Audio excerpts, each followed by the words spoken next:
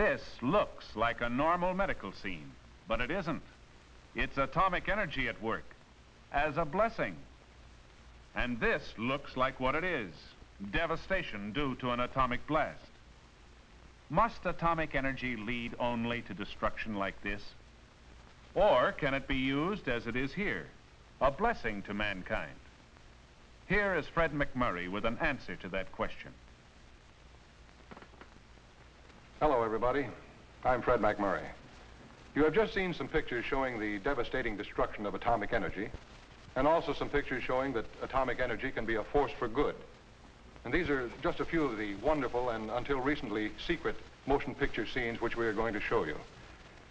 Now, I think I'm an average American citizen, like most of you, and when I hear the word atom, I immediately think of the word bomb, which shows you how very little I know about atomic energy. But I've been asked to come here by Father Keller, the founder of the Crystal Movement, and to help him in presenting this film. And so here I am. And now, Father James Keller. Thank you very much, Fred, for being with us. Father, tell me, how did you ever happen to get interested in atomic energy? Well, there's a great story behind that. It's an instance of what one person can do. One day, a man in the atomic energy field dropped in here at our office and said that he'd heard we were going to make 30 pictures, 30 Christopher pictures, to get people of quality into the fields that count. Yours just to make one on atomic energy. And I looked at him. I wondered how we could ever do that. And he didn't pay any attention to my protesting. And he said, well, if you do, if you can show that this power is from God and it can be used for research in the medicine and agriculture, industry, and countless other ways, it may have a great effect in benefiting mankind for the future. And you said if you don't, or some movement like yours doesn't, most of us may be blasted off the face of the earth. Well, he couldn't have put it any stronger, could he? It frightened me at first, but then I got over the shock quickly, and then I saw it in a tremendous challenge. Gee, even if you could have the smallest, most insignificant part in changing this power from destructive to a constructive force and use it as God intended as a benefit for mankind, that'd be a thrill. So we started right away to get into it, and I've been fiddling around ever since, trying to get scripts, everything else, and I think we've just about hit it. So we plan not only to do one film, we'd like to do about 2 or 3 films on atomic energy. Well, I think now we ought to get into the picture, bring it to the friends, Fred. This is Hal Gibney. I will act as your guide as we look at these atomic energy pictures which Fred MacMurray and Father Keller just spoke to you about. You are now looking at scientists at work at a most vital function in atomic energy, the production of what is known as radioactive materials. It looks big and confusing and kind of complicated, doesn't it? Well, for the average person not steeped in scientific knowledge, it is complicated. But we don't intend in these pictures to try to explain the miracle of atomic energy. We hope to show only how this God-given force can be used as a blessing. For example, let us look in on a famous cancer research hospital and get a close look at atomic energy working as a benefit for mankind. This girl is suffering from one of mankind's most dreaded diseases, cancer. She has cancer of the thyroid gland. A few years ago, this would have meant her case was hopeless unless radical surgery was used. This glass looks like it has plain water in it, but actually it contains hope. Hope in the form of a radioactive iodine solution. Most people know that iodine is used in treating thyroid, but let's explain where this radioactive business comes in. By splitting the atoms of iodine, you get the radioactive iodine solution the girl is drinking. Here we see the young lady on the examination table. Suppose instead of the radioactive solution she had swallowed, a tiny wristwatch. If you could listen closely enough, you could hear it ticking in her throat. The little bit of atomic energy in that solution starts sending out signals from her throat in somewhat the same way as the ticking of the watch. The apparatus suspended above her neck is picking up the so-called ticking. So the radioactive solution produced by atomic study is helping the doctor in his efforts to help the girl. You can imagine how thrilled she is to know that there is one more ray of hope for her, let us look at the many places in America where, for many years, thousands have worked in the field of atomic energy. Here's the main headquarters of the Atomic Energy Commission in Washington, D.C. Branching out from this central headquarters is a vast network of projects. This is the Brookhaven National Laboratory in Upton, New York, where one of our greatest atomic furnaces is located. At the Hanford Works in the state of Washington, a tremendous program in health physics is underway. And this is the Plant Industry Station at Beltsville, Maryland. They're using atomic energy to learn more about growth and nutrition of plants. In Schenectady, New York, at the Knowles Atomic Power Laboratory, scientists are studying how atomic energy can be used for power. Here is Oak Ridge Laboratory, where the radioactive iodine came from that brought the smile of hope to our girl in the first scenes. At the University of California in Los Angeles, there is an important project. In the deserts of New Mexico at Los Alamos, there is another. And at New Brunswick, New Jersey, still another. In Idaho, there is an important atomic energy testing station. Finally, there is the Argonne National Laboratory in Chicago. While we are here, let us go inside and see a remarkable example of the ingenuity which man has utilized in dealing with the potentially dangerous forces of atomic energy. Here is a testing room where various metals and materials are subjected to intense radiation. This room is shielded by concrete walls 3 feet thick. Just think of it. A force you can't see or feel, and yet it is so powerful it has to be shielded by 3-foot walls. In order to handle the materials in this dangerous place, the Argonne workers have invented a fantastically wonderful pair of artificial hands operated by remote control. These robot hands are designed to imitate the 7 human motions employed in grasping, lifting, moving, and turning objects. Here is a man who has practically 4 hands. Isn't that something? You'll note that he has his fingers inserted into metal finger tubes.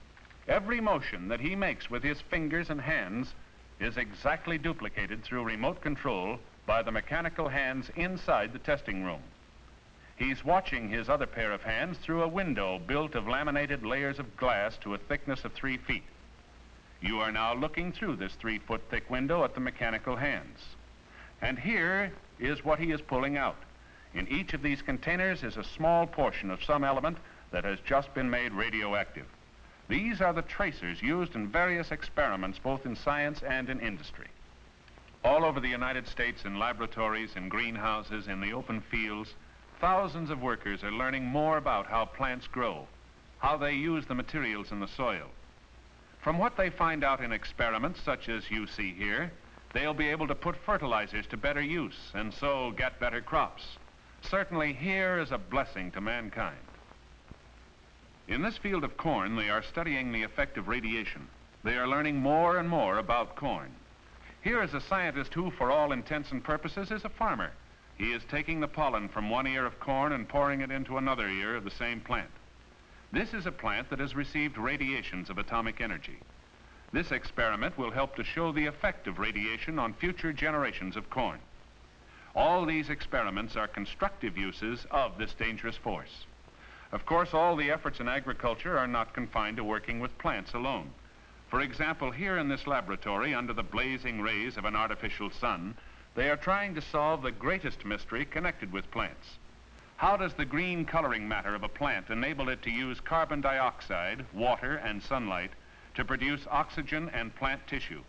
How does it use the energy of sunlight as a part of its process of growth and produce the food we eat? Suppose they find out? They may be able to grow bigger and better food plants. They may even be able to create food elements in the laboratory without the plants. More food for a starving world. A blessing indeed.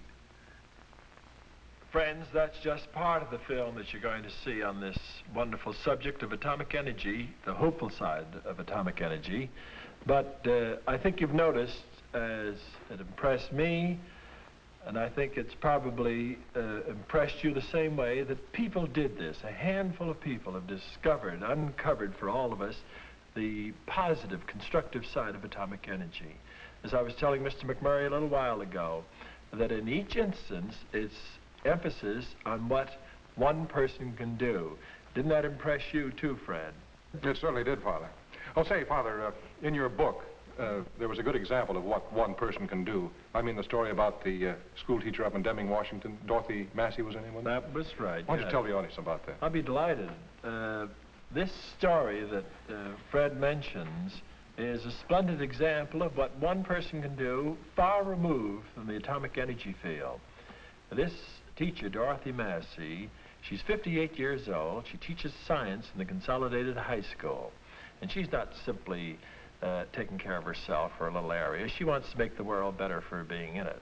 Besides tackling atomic energy, she does many other things. She works from morning till night. During this summer, she's doing all sorts of things. Over the weekend, she's teaching at the Baptist Sunday School. And she just can't do enough to help others. Well, in her class in science, she tried to get over to the teenagers that they too could play a part in making atomic energy God-given help to mankind. She emphasized what they could do, what can be done through research in medicine, agriculture, industry, and all these various fields. And she thought that maybe some of them would pick up this idea and go into this important sphere of influence. Well, what happened? Several of her graduates have gone into the field of atomic energy, and one of them won a prize, a national prize for science for all America, teenager. And they told me when I was at the Atomic Energy Commission in Washington that this young lad may be one of the great scientists of America in the future. Why? Because not only does he have a disposition towards science, but above that, he has a spiritual sense that's going to restrain it and use it for the advantage of mankind. Dorothy Massey has given a heartening example to all of us. It's one more instance of what one person can do. Wouldn't it be a great thing, Father, if there were just one Dorothy Massey in each town and city in the country? Why, the whole future peacetime development of atomic energy would be assured. That's right. And I think it'll be pointed out to you folks in the rest of the films that you're about to see. Now, let us look at some more of the atomic energy films. Here, we are at the famous Oak Ridge Atomic Energy Project. What are the technicians doing here? Well, it's a long, complicated, and highly technical story. I do want to point out, however, that one of these technicians could well be that student described by Father Keller in his story about the wonderful school teacher from the state of Washington. As for what is going on in this scene, well, they're cooking up more of those atomic substances which are called radioactive materials. The radioactive substance you see being made right now may be the same substance which is being utilized in this next medical scene. It doesn't seem very interesting, but believe it or not, you are seeing a bunch of atoms drawing their own picture. Every tick of a radioactive atom causes the pin in the instrument to jiggle as it passes over the chart. This is an important function. Let's see it in action. This gentleman may have cancer of the thyroid gland. He's drinking the same kind of iodine solution that the young lady drank. And just as it did in her case, the iodine goes to the thyroid gland and concentrates in the cancer tissue. But this time they put this instrument to work. This is atomic energy as God intended it to be used. The instrument is rigged up so that as the machine moves back and forth above his thyroid gland, the pin moves across the chart. The signals sent out by the radioactive iodine are run through another instrument and made strong enough to wiggle the pin. And there you are, a picture of the patient's thyroid gland showing exactly where the iodine is concentrated. The change in pattern tells the doctor whether or not the patient has cancer and where it is. Then treatment can start. Some of the treatment may not be by atomic energy, but atomic energy is a means of diagnosis, of finding out the truth, and perhaps at the same time, stopping the spread of cancer. Now, let us look at another field where atomic energy is at work as a blessing: farm animals. You are watching an atomic energy experiment in nutrition. For example, the hen you see here is being fed a special breakfast. I would say about $11 of radioactive carbon and phosphorus. What's it all about? Well, the radioactive atoms in the carbon and phosphorus can be easily traced. And in that way, we see how a hen makes use of them in building an egg. From the findings of the scientists, better egg production in the future can be assured. Here we see atomic scientists who might even be called cowboys. They have just given the husky steer in the picture an injection of radioactive iodine. This is research to give us better and healthier beef animals. Here's another experiment with farm animals, with sheep. The sheep are eating cubes of food containing radioactive elements of various kinds. It doesn't harm the sheep, but it gives us a means of finding out how to build better lamb chops and mutton for the future. Now let us look at another scene of atomic energy at work as a possible lifesaver. This time we are going to look at a radioactive substance called gallium. Even though the gallium substance you see being handled is going to be put into a patient's body, the laboratory worker must be extremely careful in his handling of it. After all, he handles the stuff day in and day out, and he must be careful not to come into too close contact with it. That is why it is shielded by thick bricks, and why he handles it at the end of a piece of twine. When this man was brought to the Cancer Research Hospital, his case was extremely serious. He had a cancer of the chest. It was spreading in spite of all ordinary treatment. His condition finally came to the attention of one of the 22 Southern medical schools that cooperate with the Atomic Energy Commission's Oak Ridge Institute of Nuclear Studies in operating this hospital. He readily agreed to being given an experimental shot of radioactive gallium. The doctors want to know if the powerful rays from this element being dripped into the man's blood will help this type of cancer. There it goes. Drip, drip, drip. Every drop is a soldier in a new kind of army. An army that is fighting with God against the forces of disease. This man needs all the help he can get from those little particles of radioactive gallium. Week after week, this battle went on. Now let us see the result. You might think the patient is worse because he's on the operating table. Actually, this is another step in his fight against cancer, the fight in which he now has an ally in atomic energy. Thanks to the signals the gallium sends out, the doctors have been able to pinpoint the cancer. This man has leukemia. His body is not manufacturing enough red blood cells. Up until lately, this disease has been almost always fatal. But now, thanks to atomic energy, it can be detected a lot earlier. The earlier they start treating it, the more hope of a cure. Experiments such as these may eventually give more hope for a reprieve from a death sentence, thanks to atomic energy. In these films, we have concentrated to a large extent on atomic energy as a blessing in the field of medicine. But let us emphasize again that atomic energy is already serving mankind in many ways. For example, already atomic energy is being used to measure engine wear under different lubrication conditions, and thus to develop new engine oils, to study how corrosion occurs, for example, in telephone poles, and thus to develop ways of preventing it. To study the process by which gasoline may be produced synthetically from coal and oil, and thus to find ways of improving it. To propel ships at sea with plants powered by atomic energy, to study tire wear and thus to develop better tires, and to study nutritional deficiencies in humans and animals and find ways to correct them. Yes, this is atomic energy at work, not as a force for evil, but as a force for good, at work as God intended it to be. And in this field, so many, many more people of goodwill and high character are needed to supplement the present great army of workers. Men and women of all professions and trades are needed. To name a few, plant guards and security police, radiologists, both men and women, statisticians to handle scientific data, both men and women with executive ability, file clerks like this young lady, plant engineers, construction workers for new projects, nuclear scientists of many fields. Biochemists are needed too, and meteorologists to get atmospheric data. Yes, as you have seen by these pictures, atomic energy can be a blessing. Friends, the film you've just seen shows very clearly the tremendous power for good that atomic energy can bring to humanity. If it's used in a constructive way, God has put this enormous power in our hands. He meant it to be used as our servant, not as our master.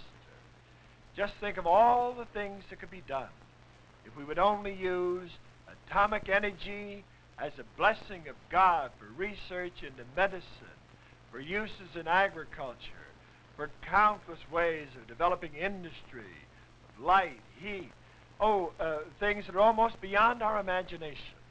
But that remains for you to decide, for you to make up your mind, you to use your influence to see that this extraordinary power is used for the benefit of mankind, not for his destruction.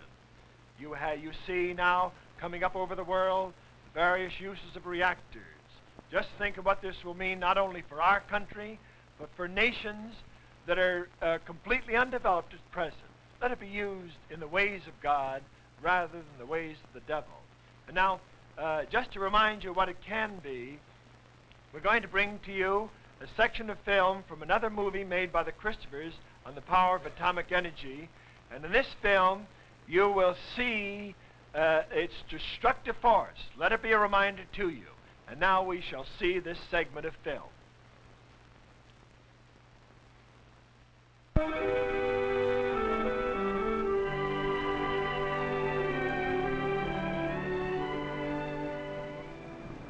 She asleep? Yes, fast asleep. How do you feel about it now that we're on our way? I know you're right, Dad. Certain? I am now. I suppose I was just keeping her in San Francisco, hoping against hope that one day the doctors would come up with some miraculous cure. But, oh, she'll love your ranch. She'll be happy there. I've got to face it, Dad. That's all we can do for her now.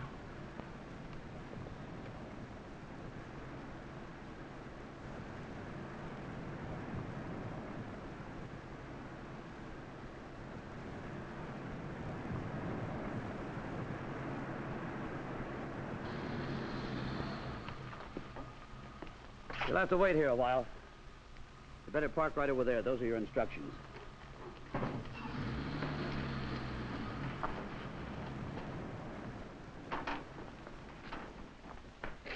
What's going on? You got yourself a front seat to something you're not going to forget so quick. See that hill? You'll see it light up like you never saw light before. Any minute now, they're going to test an atomic bomb. Dad, let's turn back. Wouldn't get very far. Ought to go off any minute now. But what about Vivian? She'll be terrified. It'll be just like fireworks for her. She doesn't know what it means. We'll be the ones who'll be frightened.